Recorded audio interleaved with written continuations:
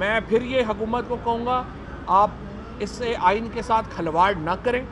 आप national election पे हमसे बात करना चाहते हैं, बैठे हमारे साथ नेशनल इलेक्शन पे बात करें। साहब सवाल ये है कि अगर इलेक्शन हो जाते हैं सूबाई असम्बली और दोनों में, केपीके में और पंजाब में नूली की हुकूमत आती है, केपी में पीटीआई की हुकूमत फर्ज कर रहे हैं, तो आगे कौमी के इलेक्शन होने हैं तो वहाँ पर निगरान सेटअप नहीं होगा, इलेक्शनों को तो खुद कैसे मानेंगे? आज जो पाकिस्तान की मोबाइल आ रहा है बेटा, पीछे हो जाओ। पाकिस्तान की तारीख का जो एक सबसे अहम केस है, इलेक्शंस पंजाब असम्बली और केपीके असम्बली के, जिसमें हमने इस्तदा की है कि अनाउंस किए जाए। समाअत शुरू हुई, अदालत ने 5 मेंबर बेंच ने ये केस को सुना और जो बहस की जिस्ट थी, जो उसका मफहूम है, वो मैं बता दूं। हमारा कहना ये था कि आइन के तहत अगर तो गवर्नर डिज़ोल्व करते हैं असम्बली को एडवाइस ऑफ चीफ मिनिस्टर के बेसिस पे, तो फिर गवर्नर को ही डेट अनाउंस करनी है। और अगर गवर्नर नहीं अनाउंस करते, वो डिज़ोल्व हो जाती है 48 आवर्स के बाद या किसी और वजह से असम्बली डिज़ोल्व हो जाती है, तो फिर ये ताकत इलेक्शन एक्ट 2017 के तहत प्रेसिडेंट साहब को दे दी गई है।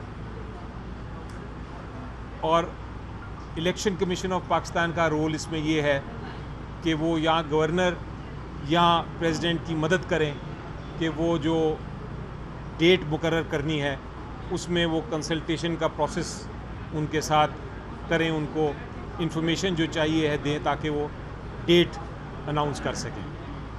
ये था हमारा जिस्ट।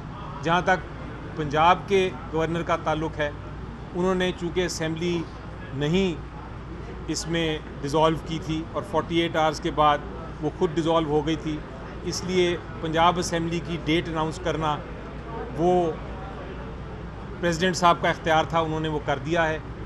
वो उनका जो ऑर्डर है वो हमने अदालत में भी पेश किया। और जहाँ तक केपी के जो उनके गवर्नर का ताल्लुक़ है, उन्होंने अपना खुद ही डिज़ोल्व की थी, इसलिए उन्हीं को चाहिए था कि वो अनाउंस करते तारीख जो इलेक्शन की है। एक चीज़ पे कंसेंसस है और वो कंसेंसस आज फिर सामने ज़ाहिर हो गया, और वो ये है कि इलेक्शन 90 दिन में ही होना है। अदालत अब सिर्फ ये तलाश कर रही है कि ये 90 दिन की अनाउंसमेंट किसने करनी है। उसमें 3 ही इंस्टीट्यूशंस हैं जो ये कर सकती हैं, या प्रेसिडेंट, या गवर्नर, या इलेक्शन कमीशन ऑफ पाकिस्तान। हमारा कहना ये था कि इस केस में, केपीके के केस में, इसको गवर्नर ने करना है, और जो पंजाब का केस है उसके अंदर ये जो इलेक्शन जो प्रेसिडेंट साहब हैं उन्होंने करना है।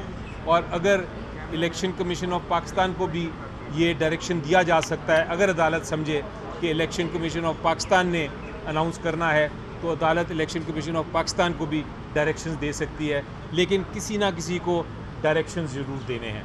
आज की मेरी बहस ख़त्म हो गई है इस पॉइंट पे। अब कल 9:30 बजे समाअत है, जबकि बाकी जो दीगर वकला हैं उनको सुना जाएगा। अच्छा अली ज़फ़र साहब, अच्छा, इसमें सिर्फ 2 पॉइंट मैं ऐड कर दूँ। पहली बात तो ये है कि आज 2 ऑब्जर्वेशंस सेंटर में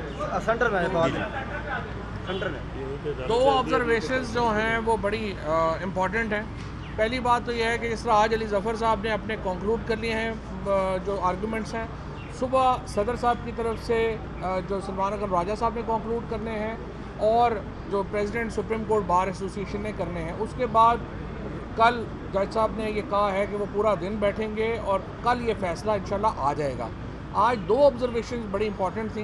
तो खेल साहब ने हवाला दिया बलूचिस्तान का कि उनके वहाँ पे एक दफ़ा ज़लज़ला आ गया तो बार ने फ़ैसला किया कि इलेक्शन फिर भी होने हैं। और उसके साथ जो जस्टिस मुनीब साहब ने ऑब्जर्वेशन दी कि पूरे मुल्क में क्रिकेट मैच हो रहे हैं, PSL चल रहा है, बट फॉर गॉड सेक आप कह रहे हैं कि इलेक्शन नहीं हो सकते, ये कैसे मुमकिन है? इलेक्शन के ऊपर, इलेक्शन के अंदर होने हैं, इसके ऊपर कंसेंसस है। और अभी तक अली ज़फ़र साहब साथ खड़े हैं मेरे, मेरा नहीं ख्याल कि किसी अपोजिट साइड ने भी इसको चैलेंज किया। इस पे इत्तफाक़ राय है कि मुकम्मल के इस पे 90 दिन के अंदर इलेक्शन होने हैं। और बाकी जिस अली ज़फ़र साहब ने कहा, हम कहते हैं कि गवर्नर नहीं देता तो फिर सदर देगा, और इलेक्शन कंडक्ट जो है वो इलेक्शन कमीशन कराएगा।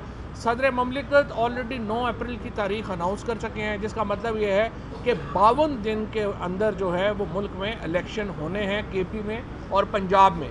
मैं फिर ये हुकूमत को कहूँगा, आप इससे आइन के साथ खिलवाड़ ना करें। आप नेशनल इलेक्शन पे हमसे बात करना चाहते हैं, बैठे हमारे साथ नेशनल इलेक्शन पे बात करें, और हम पाकिस्तान के आइन को इसमें मज़ीद जो है वो एक ऐसे मरहले में ना ले जाएं मुल्क को कि जहाँ पे पाकिस्तान का आइन ही जो है वो हमारे हाथ से निकल जाए। एक ही मुत्तफ़िका पाकिस्तान में दस्तावेज़ है जो पाकिस्तान का आइन है। तमाम पार्टीज़ को, तमाम लोगों को इसके ऊपर कंसेंसस करना चाहिए। और आज मैं हैरान हूँ कि जिस तरीके से इन्होंने जजेस को निशाना बनाया और जजेस ने बड़ा अक्लमंदाना फ़ैसला किया, लेकिन आज जो बिलावल भुट्टो साहब को मैं बताना चाहता हूँ कि लड़काना उस वक्त भी याद रखा करें जब पैसे दुबई भिजवा रहे होते हैं। ये सिर्फ इस्लामाबाद और लड़काना की लड़ाइयाँ ना डालें। पीपल्स पार्टी एक वफाकी जमात थी और जरदारी साहिबान ने पीपल्स पार्टी को बेड़ा गर्क करके एक सूबे की, और अब सिर्फ लड़काना डिवीजन में पार्टी है, वहाँ पे भी नहीं रही, लड़काना में भी इनको शिकस्त होनी है। ये बातें ना किया करें। जब पैसे दुबई लेके जाते हैं, लंदन लेके अपने पैसे जाते हैं, उस वक्त याद रखा करें कि सिंध का क्या हक है। जो आपने कराची के साथ किया, हैदराबाद के साथ किया, इंटीरियर सिंध के साथ किया, आप खौफजदा हैं इलेक्शनों से।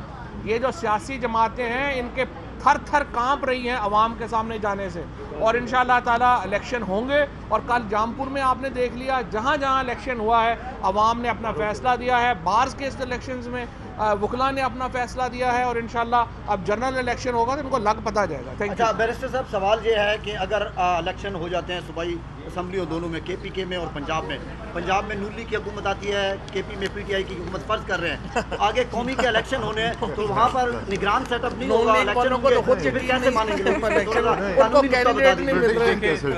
आइन में चूँकि गुंजाइश दी हुई है कि कौन सी कभी भी कोई भी प्रोविंशियल असेंबली या नेशनल असेंबली डिज़ोल्व हो सकती है अगर प्राइम मिनिस्टर या चीफ मिनिस्टर कहे, तो आइन ने ये गुंजाइश छोड़ दी है कि अगर ऐसा हो जाए तो फिर जो बाकी इलेक्शंस हैं वो उस एरिया में केयर टेकर के नीचे नहीं होंगे। आइन ने ऑलरेडी इसको इजाज़त दे दी है। ये कहना कि ये गैर आइनी होगा, ये ऐसी बात नहीं है। कौमी के इलेक्शन में उनकी क्या पोजीशन होगी अगर पंजाब कौमी इलेक्शन होंगे, लेकिन वो उसी हुकूमत के नीचे होंगे जो भी हुकूमत इलेक्ट होके आई। शफाफियत पे निशानी सवाल नहीं उठेगा जी उसमें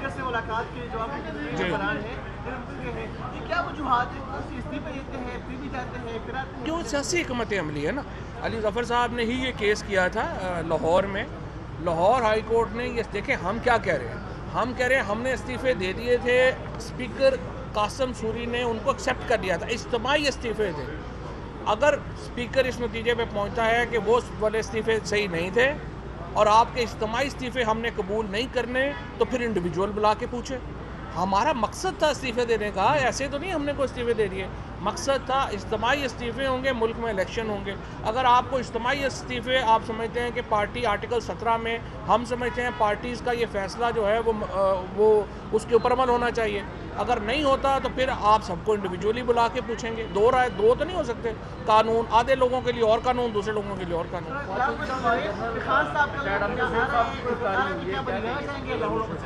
नहीं, खान साहब अभी कल आएंगे, अभी सिक्योरिटी सिचुएशन देख के फैसला करेंगे। Thank you.